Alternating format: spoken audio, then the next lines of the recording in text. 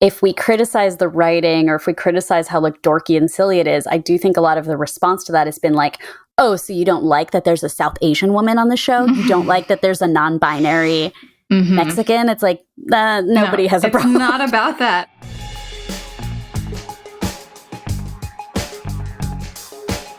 Welcome to Feminist Frequency Radio. This is the show that asks you to be critical of the media you love. I'm Kat Spada, and today we're taking a look at the newest chapter in the Sex and the City universe with the second season of its sequel series, And Just Like That. From the Carrie Diaries to the groundbreaking show, followed by 2 feature films of questionable quality, the characters of Sex and the City persist in And Just Like That, for the most part. Sarah Jessica Parker, Cynthia Nixon, and Kristen Davis return as Carrie, Miranda, and Charlotte, respectively. And this time, they're joined by new friends and lovers, including those played by Sara Ramirez, Sarita Chowdhury, Nicole Ari Parker, and Karen Pittman.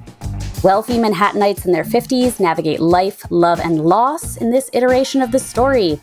And reviews are as mixed as viewership is high. Joining me this week is one of my lifelong friends, PALLAVI YETUR. PALLAVI is a licensed mental health counselor and screenwriter with an MFA in creative nonfiction. Her opinion and criticism has appeared in Salon, NBC News, and the Los Angeles Review of Books.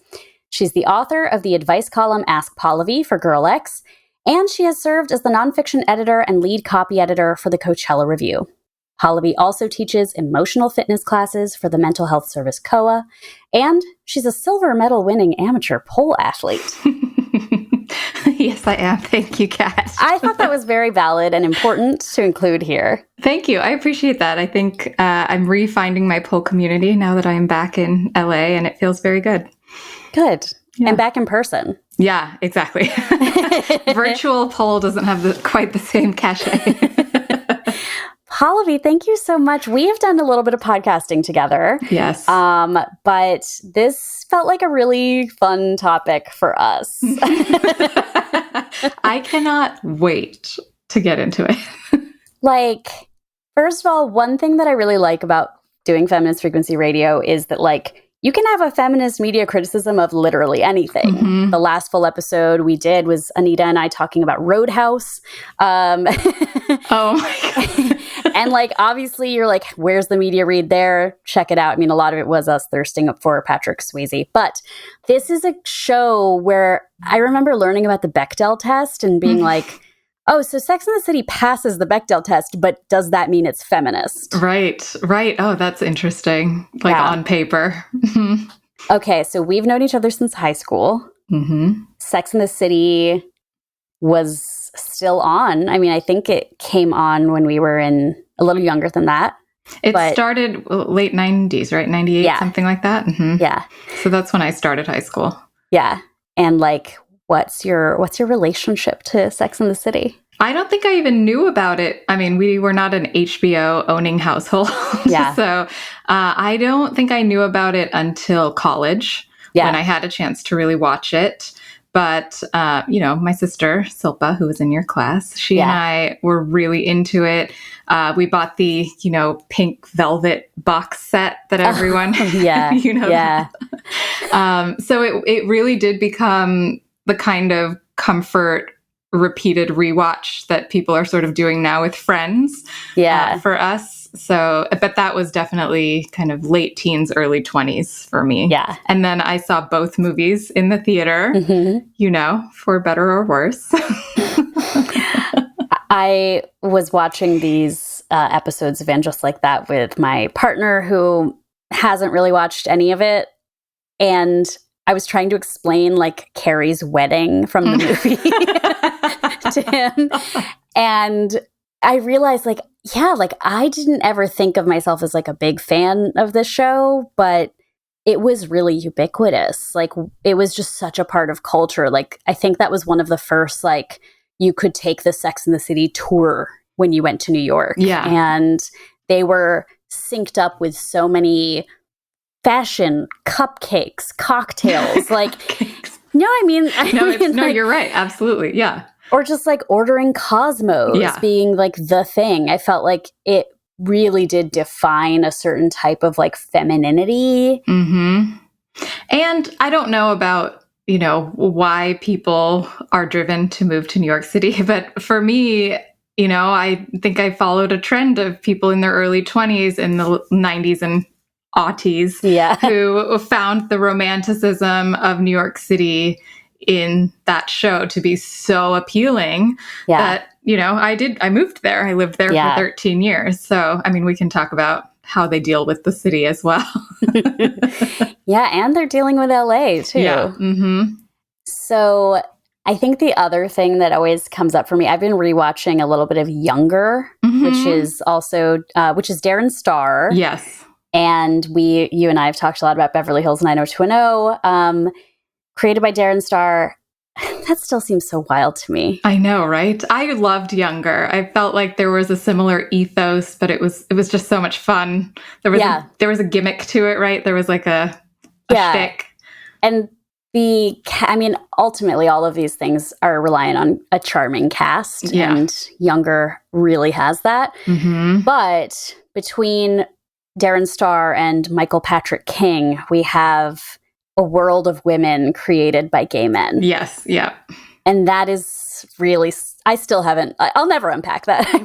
I know that's been such a major criticism, especially of And Just Like That, because now you're dealing with women in middle age, women who are aging, and like all of the aging jokes in season 1 were like the lowest hanging fruit. There was just no nuance to the experience of aging as a woman. And I think at the time I drew a comparison between that and Grace and Frankie, which just deals with aging and relationships in such an amazing way, in such a complicated way. And it just like that felt really missing. And there's really nothing you can do to avoid the reality of like, well, is this how women are seen by like through a male gaze, even if it is a gay male gaze?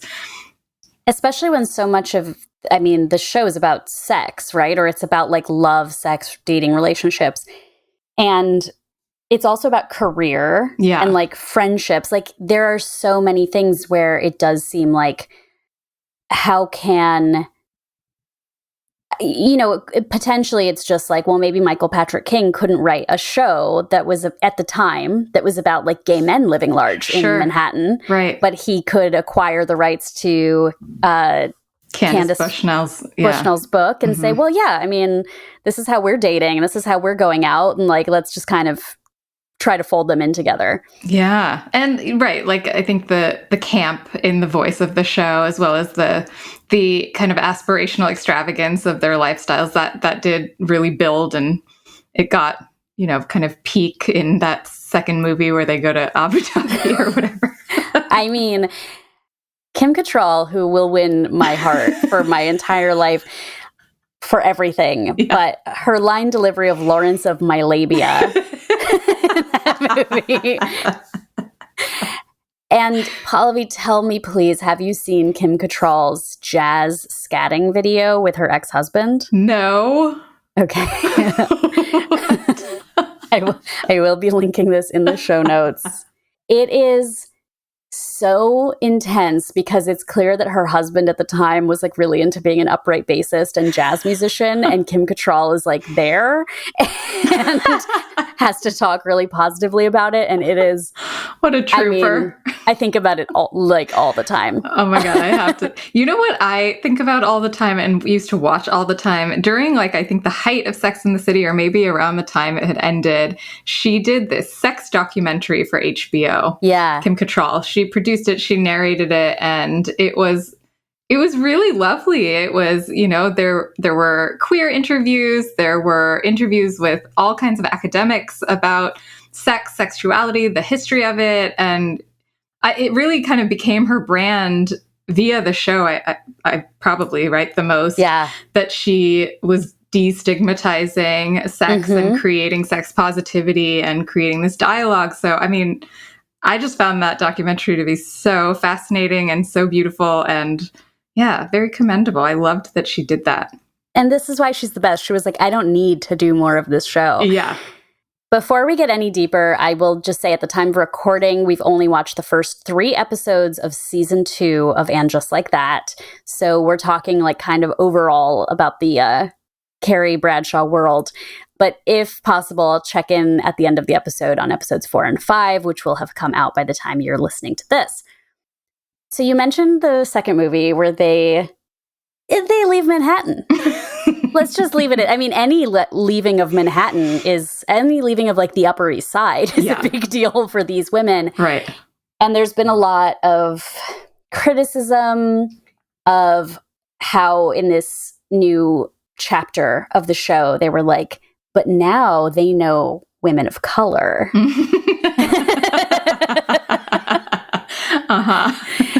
And I just read a really great interview with a comedian who I'll link that in the show notes too, who was like basically fielding these questions about like why, for example, is Che Diaz so dorky? Mm-hmm. And like, you know, how like it just feels very much like very out of touch in a way that's just trying so hard. Why are we still watching? That's the question. Like season 1 was so cringy and uncomfortable. They had just like made such a mess of the character Miranda in a way that was deeply unsatisfying to those of us who really found her as a kindred spirit. And it's like Miranda would not be that, you know, that's antithetical to what she would be.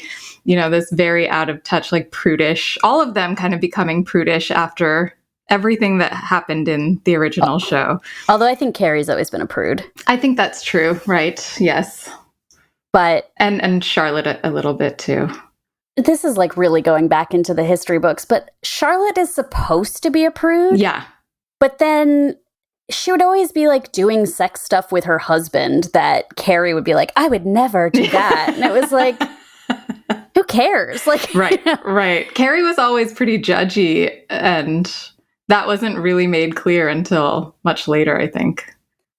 The ethos of this podcast is to be critical of the media that we love. And I think that's the thing with this show and another recent HBO show, which is The Gilded Age, where I'm like, I don't like this. I don't love this. When is the next episode out? I need it immediately. I know I think, well, a lot of that I think goes to like the visual lushness of both of those shows, really. I mean, it is such a seductive environment. Both of them set in like literally the same part of New York City, just like 100 years apart. Where the generational wealth takes you. Exactly. It's like the before and after of these women. It turns out Charlotte is the descendant of whatever Meryl Streep's daughter. Yeah. Okay, so we're both writers, not yet ever employed to write filmed content, but the writing on this show is so bad, but it's so cheesy and inhuman, like it's so alien that I think, oh, this is on purpose. Like this is a cartoon, so it's got a certain type of speech. But for example, when Seema, who is a high-powered real estate agent, gets love advice from her hair salon, she's like, I pay you to blow me, not to shrink me. I was like, literally nobody has ever talked like that, but it works. Yeah, it does work. That's a great character, actually. I super appreciate Seema, not only because I'm South Asian and, you know, they cast such an amazing actress for that, but it's like a different... Obviously, I think she's meant to be a little bit of the Samantha stand-in, the kind of irreverent, like sex-positive character. But we're getting to see like material extravagance in like a career that would actually earn it, like real estate. Yes. Although Samantha was a publicist, right? That's true. Yeah, she was making money.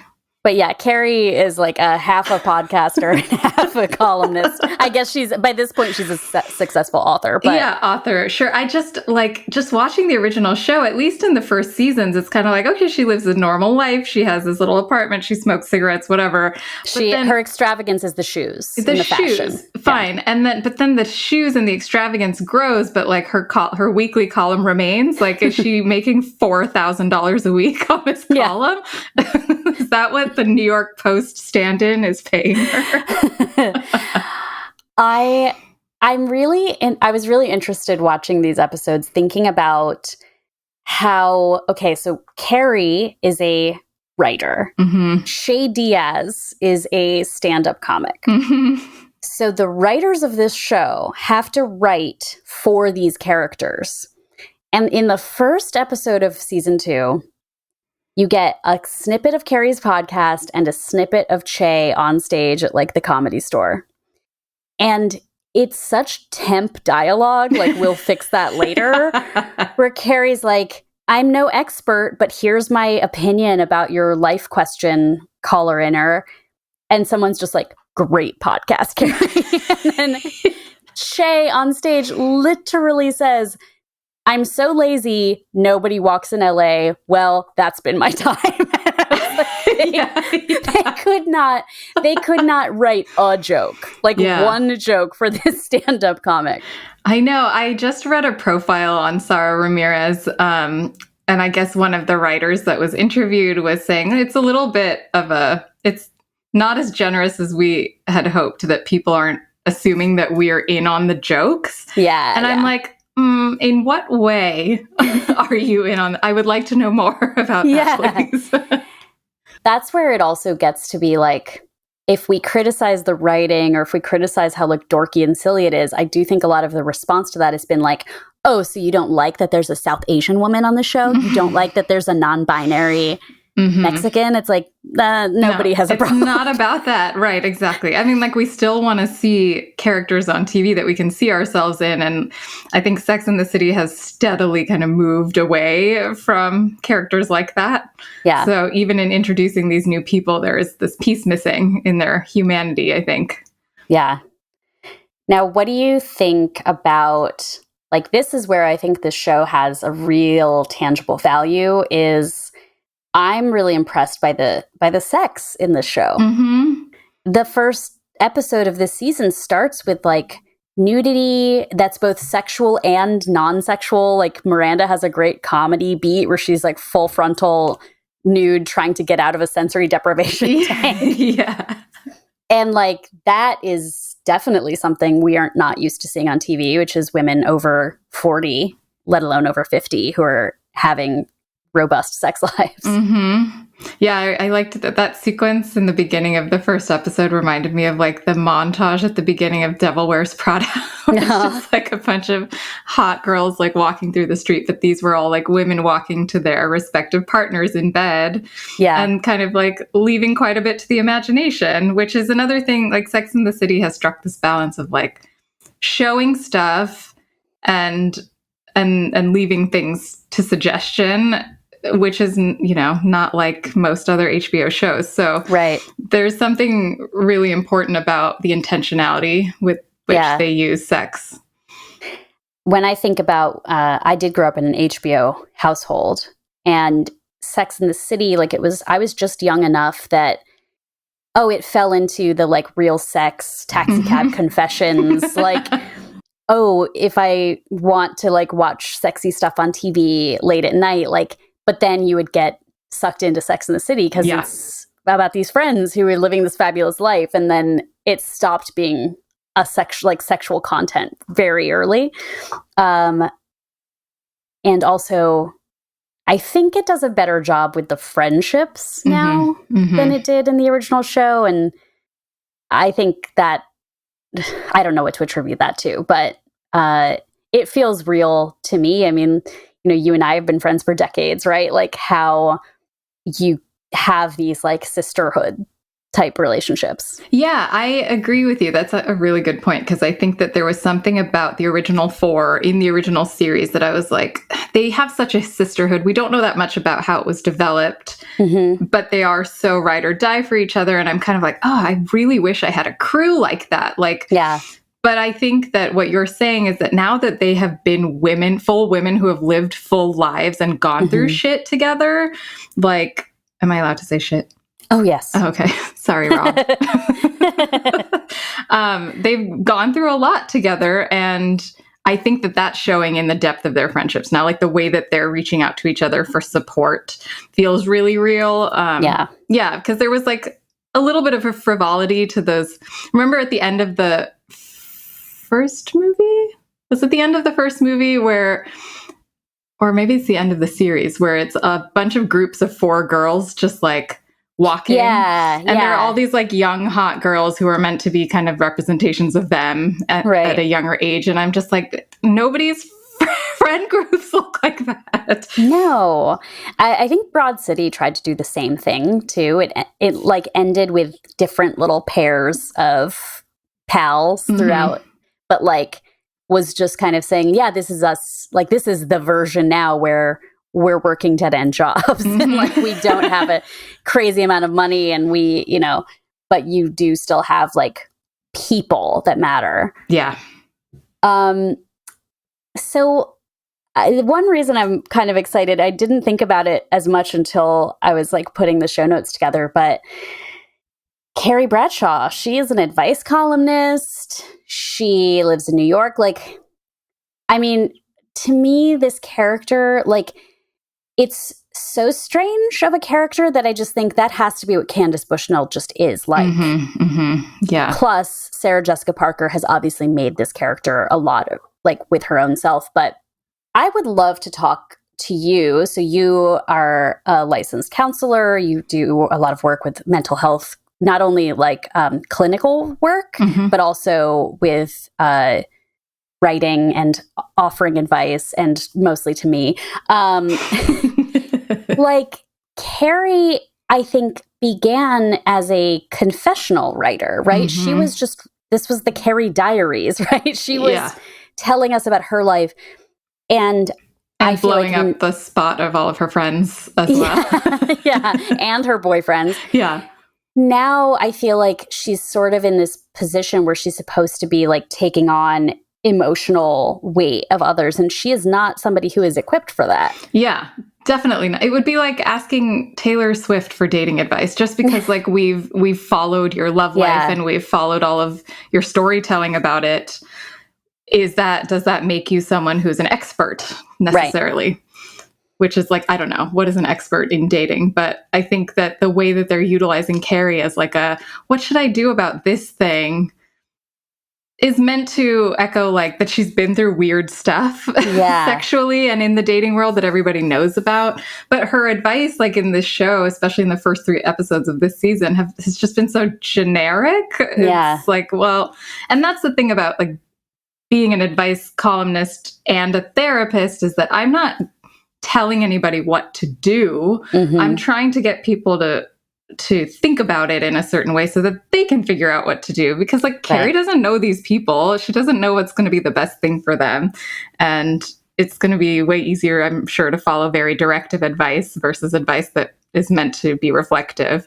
Right. But yeah, I think that she said something like, just like, what was it? Someone was like, why is my boyfriend like not committing or something? I'm trying to gauge if my casual hookup is actually going to become more serious. And Carrie was like, what did she say? Like, drop some hints or something? Yeah.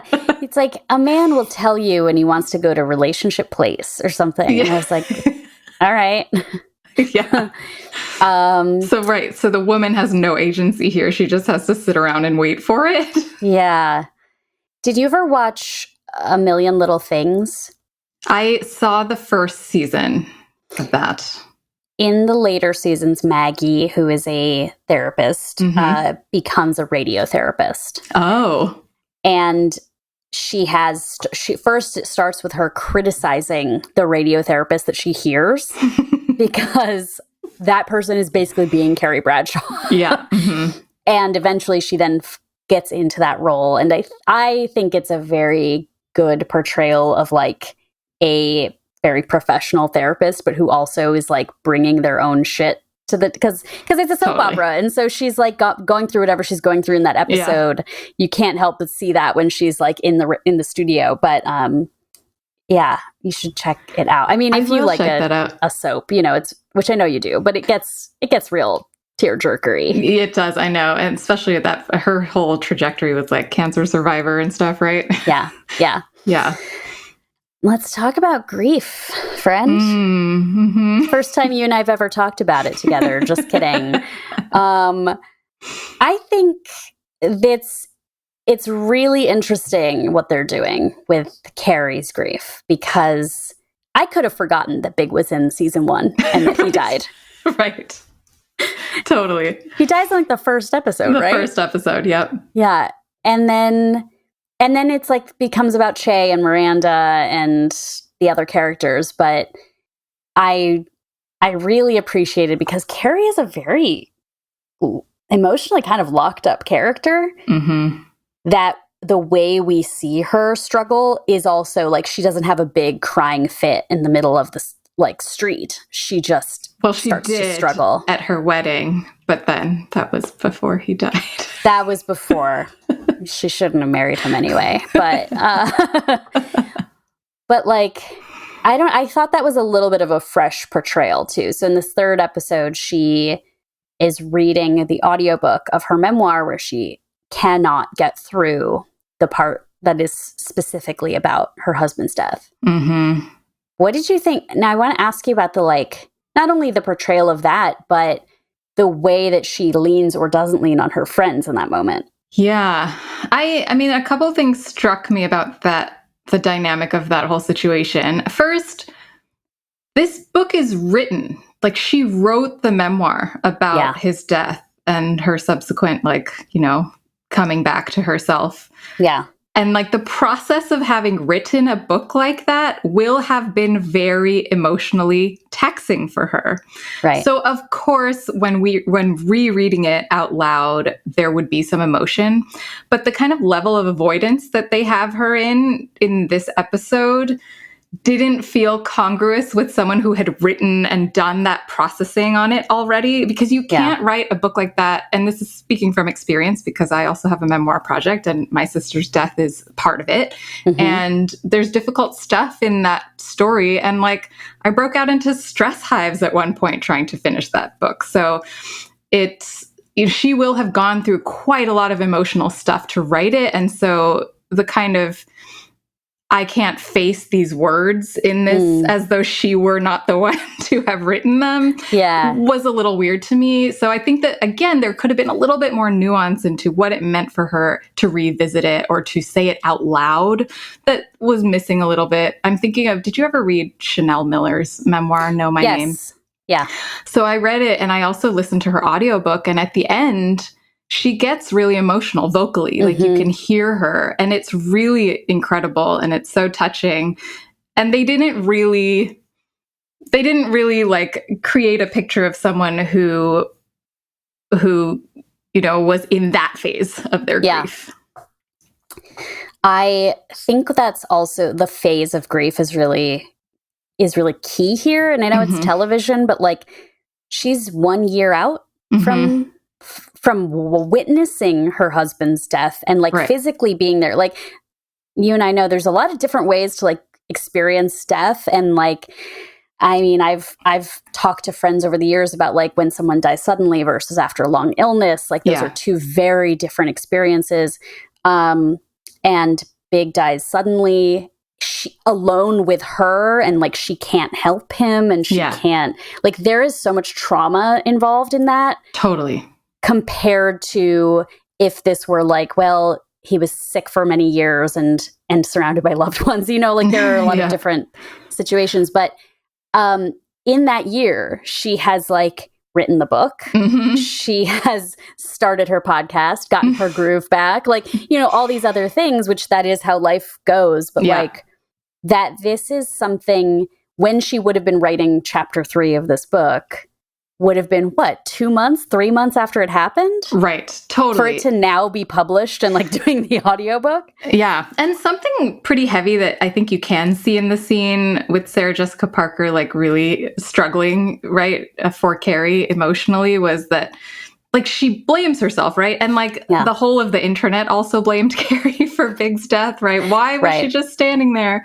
And I think you can kind of see her choke up on that word. Like, I stood there for this length of time and it felt like forever. And so there's some self-blame, I think, that we're also not getting to, that is a big part of grief too, like survivor's guilt Yeah. and all of the things that you couldn't say, or all of the ways that you couldn't be there for somebody who was struggling or sick or whatever. And that's there. It's in the subtext of that scene, but it's not being made explicit.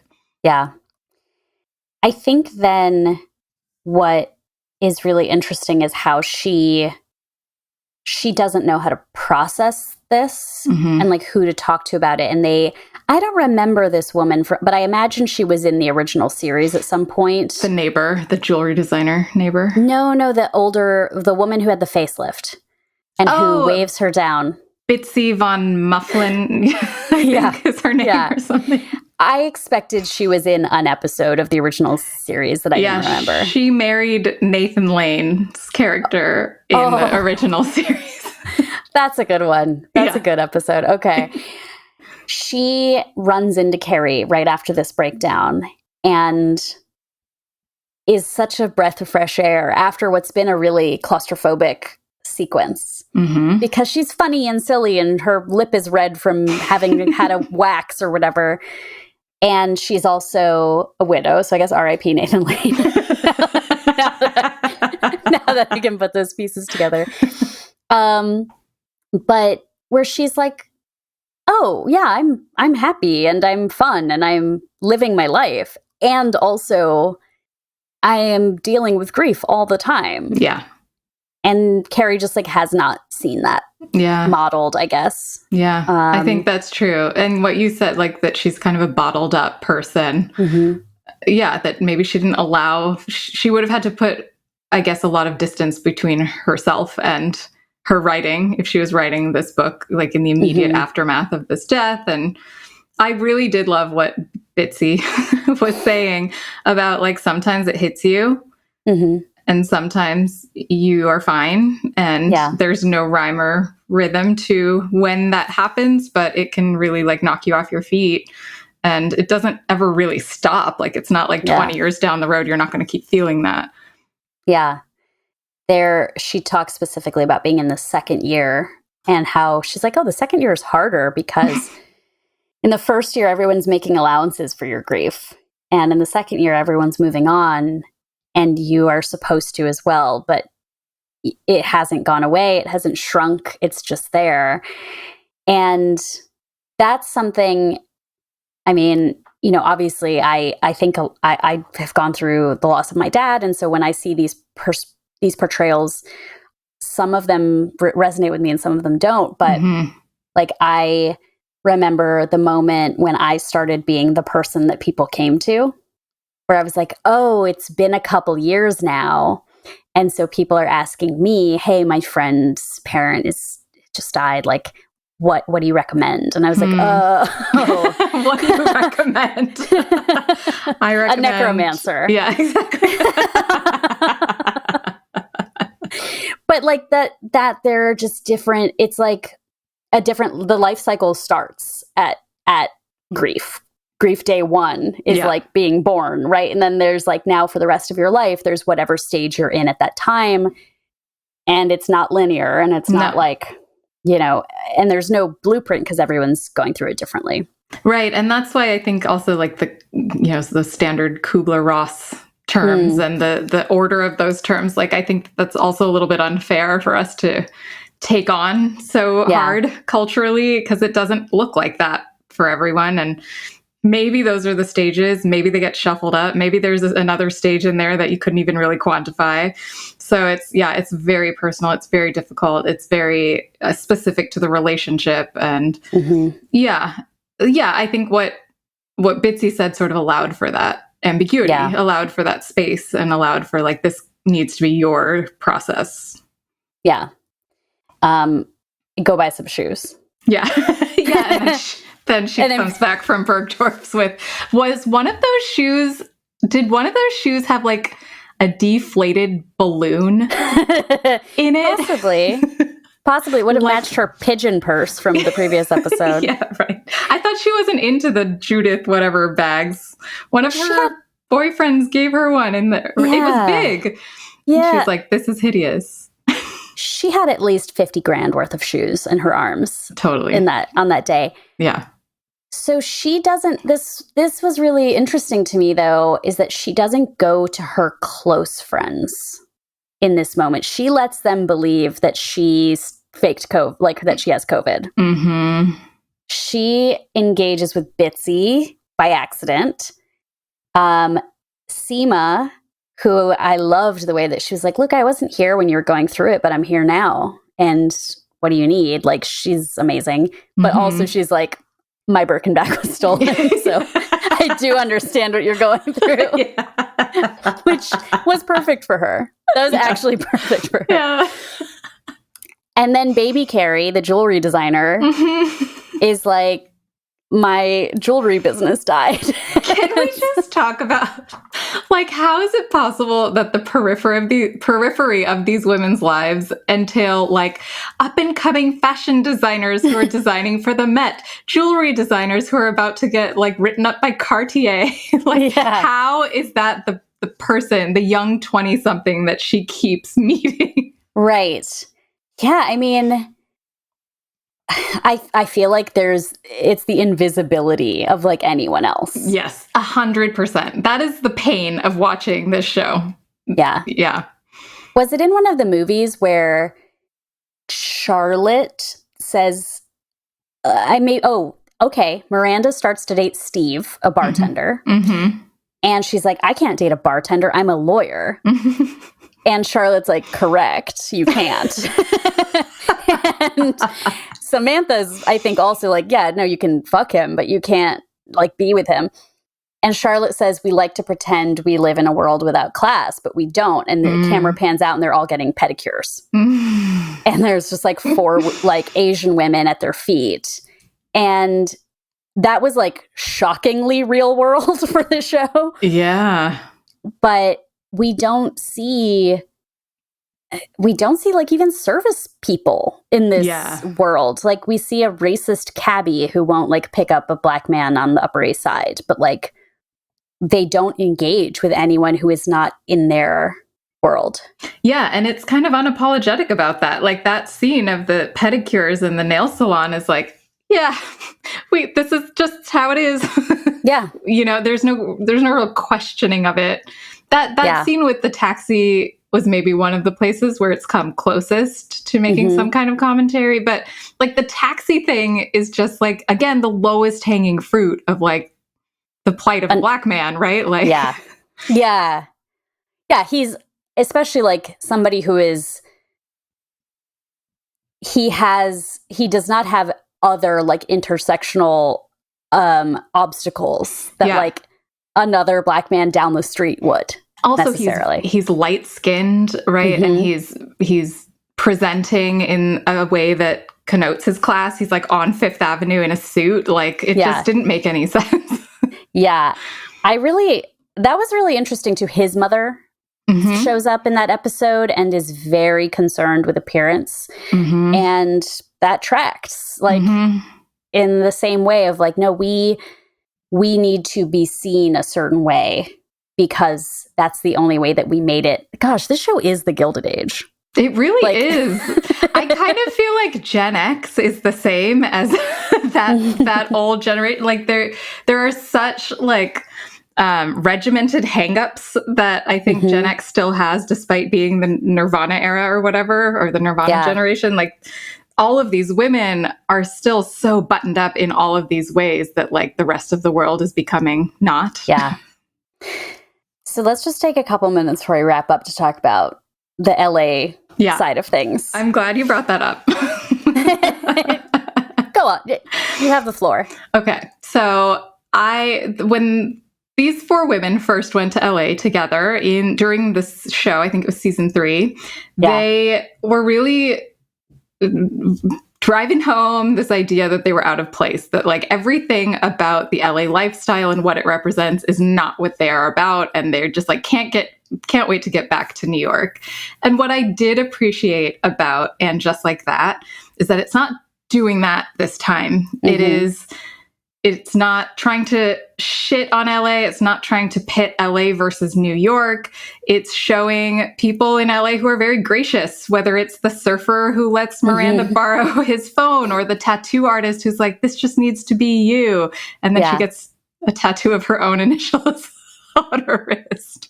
So I don't know why he let that happen. But, you know, it's a big contrast. And the other thing that they've been doing this in this series is dealing with New York being shitty, right? Yeah.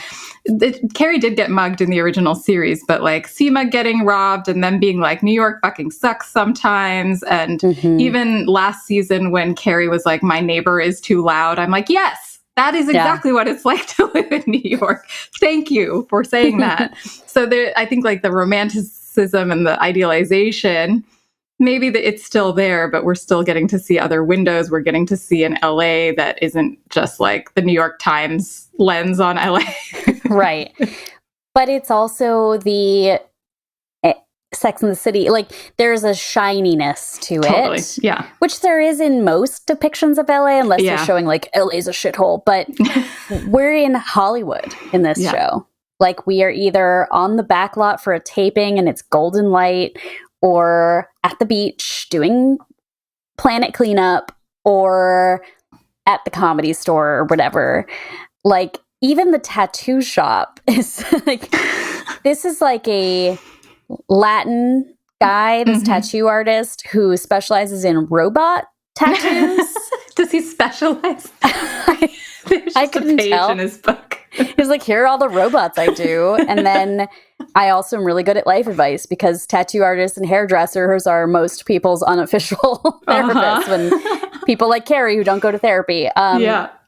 Yeah, like, it is shiny in a way, and I love that Miranda's calling her friends and they're like, you have been there too long.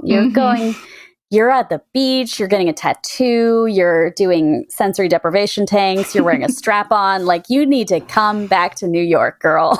Yeah. The only thing that'll bring her back is Brady, her son. Yeah. Steve died off camera, I guess. Yeah, I guess his back problems were becoming too much to bear. I think they're doing a better job with Che this season. But it is so... It's almost, I do think it's also commenting on itself, where Che is like, well, I don't want to be too cutesy of a portrayal of a non-binary person, because that's what they want for TV. And I'm not like that. And it was kind of like, I see the statement you're making, but also you're not doing this effectively. Right, totally. I like, getting to see those politics and like decisions getting made about a pilot and how a show goes. And the writer character is really funny, the showrunner. But you're right. I mean, I think that it could be really cool to see what the dissonance is for a character who is like, I have to portray myself, but I have to do it in a way that's like palatable or digestible to audiences. But I am also maybe like, I want to see in which way that they're still struggling with identity questions, because it is there. I'm thinking about that scene with Tony Danza where the two of them are talking about like Italian, Irish. I can't play a Mexican. So there's ethnicity stuff there. There's sexuality stuff there, but we are kind of just seeing them talking back to the entertainment industry's needs for them. So I think I mean, everyone has been saying this. They want more from Che. If Che is going to be there as like this representation of queerness and non-binary gender identities, like, let's see what that is like. Yeah. And just to touch on Charlotte for a second, and Charlotte being like a Karen, but then in the first season we saw she knows a lot about like Black and African American art, and she's trying, and that sort of thing. In this season so far, she's dealing a lot with like, okay, so she has a non-binary child. So these are two different generations that maybe we'll see a little portrayal. And then she also has her adopted Asian daughter who is angry about being raised on Park Avenue. Yeah, she's going through her Billie Eilish phase and writing songs about her angst. And Charlotte is using her sold Chanel dress as like the way to play out her anxiety about that. Which is, again, like so close to being relatable. Yeah. But then you ruined it. Yeah. Very, very interesting to see where, like, this was going to be maybe just one season. Now we're in season 2. Mm-hmm. Who knows what they're doing? Maybe it'll be more cost effective for Warner Brothers Discovery to just do more reality TV and none of this. But but it's kind of like, this is a show that asks the question why and does not answer it.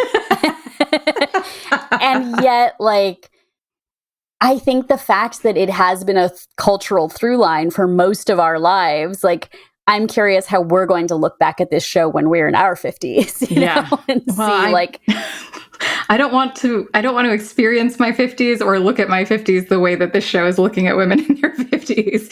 But yeah. I am excited about Aiden being a part of this series. We'll see what that unlocks. That's right.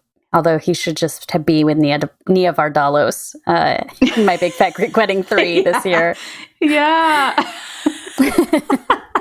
That's the best couple.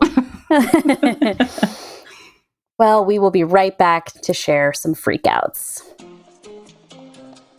Hey listeners, Kat from the future here, checking in on episodes 4 and 5 of the second season of And Just Like That. In episode 4, Charlotte discusses her husband's sexual performance, and noted sex columnist Carrie Bradshaw claims she's never for a moment in her life thought about male ejaculation.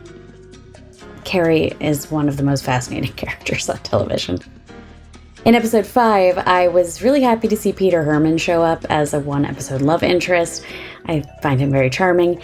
And I was also reminded of this series' tendency toward being a live-action cartoon when Charlotte's husband Harry wears a wig that he thinks genuinely makes him look like Matthew Rhys from The Americans. Love some good wig work. But mainly my takeaway from this episode was, I wonder if the entire character arc for Sarah Ramirez's Che in this second season is going to be a response to their character in the first season. They full-on have a queer Brooklynite in a focus group talk about being disappointed with the portrayal of Che on the in-world sitcom. And ultimately, I just hope Ramirez is doing all right. If this is drawn from their personal reaction to the reaction to the reaction, that's complicated. Anyway, back to the future.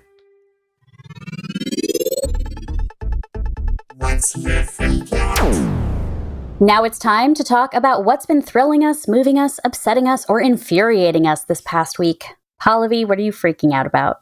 I am freaking out about the new Indiana Jones movie, which I saw a couple days ago. I read a review that it's not the best one, but it's not the worst one, and it's a whole ton of fun, and I would agree with all of that. I would probably put it in my top 3. But what I loved about it was also reading some of what people have been writing about Harrison Ford. We've been talking kind of about aging, and he is an aged Indiana Jones. And that means that he's engaging with the role differently. He's sort of like in his old age becoming a little bit of a sad character. Like this guy who is very swashbuckling and adventurous is now, living in a flop house in Brooklyn. And so it's really interesting that, then you have this kind of daughter figure character in Phoebe Waller-Bridge coming in and being the source of the life and the adventure now. So there was something that was just so emotional and tasteful and thoughtful about that lent a depth to this movie that I really appreciated. And are you a longtime Indiana Jones fan? Yes. From the beginning. I mean, the first one came out in 1981 and I was born in 1984, but it was part of my childhood. Formative. I feel like this is one of those things that in the unfortunate reality and world we live in today, where they're like, there was a lot of racism in the earlier Indiana Jones movies, and this movie's set in the 80s? It's set in the 60s. Oh, okay. But there is, it's a really interesting storyline because, what a lot of people don't talk about is how the U.S. brought Nazis over to help with the space race. Right. And so it starts with okay, we won the space race, we put a man on the moon, but now what do we do with these Nazis? Yeah. So yeah, it's Indiana Jones against the Nazis again, but in a way that feels very real and again, there's going to be a fantastical supernatural element to it, but it feels very grounded in like the story they're telling, which is a big achievement. Definitely more than can be said for the Temple of Doom. Which, is that the third one? That's the second one. And it was the one that was in India, and the one that starred Kate Capshaw, the then wife of or girlfriend of Steven Spielberg, and was the most annoying person ever. Unfortunately for me, Indiana Jones exists as like scenes. I mean, it's kind of, that's also true for me of Star Wars, where I'm like, oh yeah, I'm sure I saw that sequence on television at some point, but I haven't rewatched the movies to like know which one is which. The imagery is iconic at this point, so yeah. And the Indiana Jones ride opening at Disneyland when I was a teenager was kind of like a big moment, but but I definitely want to see this. It looked really good. Like from the trailers, I was surprised that I was like, no, that looks like a ton of fun. Yeah, it was a ton of like constant fun, 2.5 hours of fun. Yeah. Okay. I am freaking out in a angry way this week because my favorite news show, Grease: Rise of the Pink Ladies, was canceled, which didn't totally surprise me that it was canceled. I knew it was probably on the bubble and sort of niche and didn't have like a lot of online chatter, and a lot of these shows that go straight to like a B or C list streaming service are very difficult to gain viewers. Yeah. But what I'm really freaking out about is that it was stricken from the streaming service. What? They just took it off? Yeah. So a few of their shows that they canceled last week or 2 weeks ago, they said, oh, we have to take these down. And I think it has something to do with taking it as like a tax loss. Oh, yeah. Mm-hmm. So saying like, well, this product failed, so we had to remove it from market. And so now it's a loss for us, and we can then like write that off on our taxes, corporate taxes.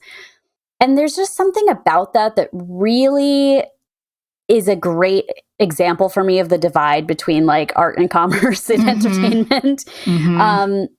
Because like by the time the announcement had been made that it was canceled, I was like still waiting for my soundtrack vinyl that I'd pre-ordered from Capitol Records, And so I was like, okay, so I'm going to illegally download all the episodes so that I can have them, because I don't anticipate there being a physical media release.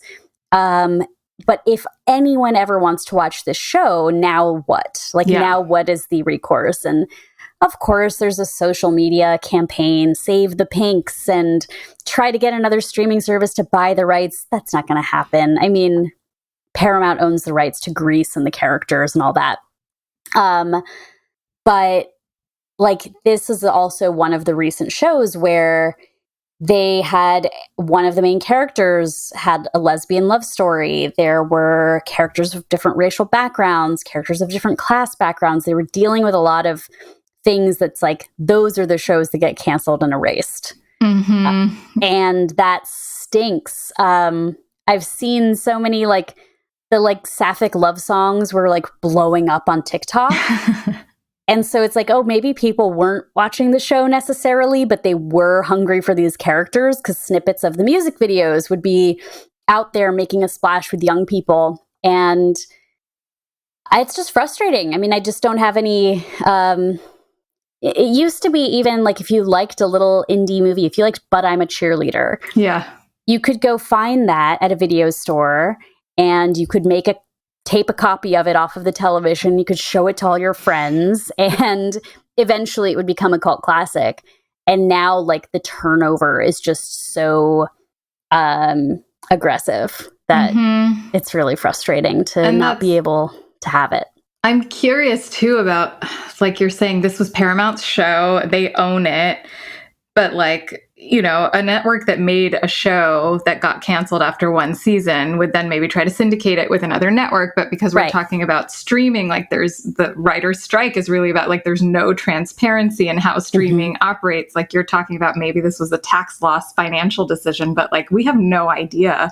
Like all of these streaming platforms have pulled some really special shows, originals that we're like not going to find anywhere else ever. Right.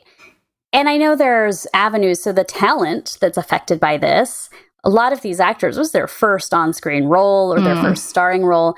Yeah, of course they're going to have copies they can use for like meetings or whatever for their reels. But like that there can't be a growing word of mouth of like, oh, 3 months later, 2 years later, you watch the show it pops up on Hulu and people start watching it. And then it's like, yeah, we should hire her for something. Like, there were all women behind the scenes of this, women and like, again, just a very like, I did not expect the Grease prequel to be dealing with like passing privilege and like queer identity in the 50s and a gang of teenagers that's mostly Mexican and how that actually would play out if the T-Birds were not just white boys or Italians or what have you. And that just, we had the character of Trisha offhand mentions that she was in a concentration camp as a child because she's Japanese American. Oh, wow. And it's like, yeah, That's amazing. Amazing. But you just have to take my word for it. Yeah, I guess I do. Yeah, it's sad. I mean, that happened with that show Warrior that was on Cinemax, and it had like a small following, but when it moved over, when the platforms merged, it kind of had a resurgence, and now they're about to release they just released their third season. So it's like, that can't happen. You just take it away.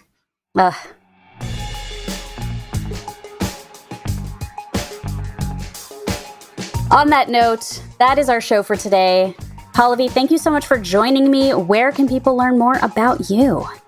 You can find me on Instagram at PALLAVI YETUR. I have my writing linked on my website, which is also up there, and I post some things sometimes. And at the pole sport competitions. Yeah. Important always. We'll let you know next time I'm at a pole sport competition. You can also find me teaching emotional fitness classes at COA if you want to check that out. Awesome. I'm Kat Spada. You can find me at cat_ex_machina on Twitter. And be sure to follow Feminist Frequency at FemFreak. If you are a Patreon subscriber, be sure to stick around for the bonus episode where, since we're talking about television content for girls, gays, and theys, we are going to talk about reality TV in our bonus.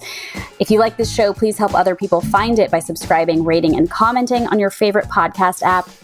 Thanks so much for listening. Bye-bye.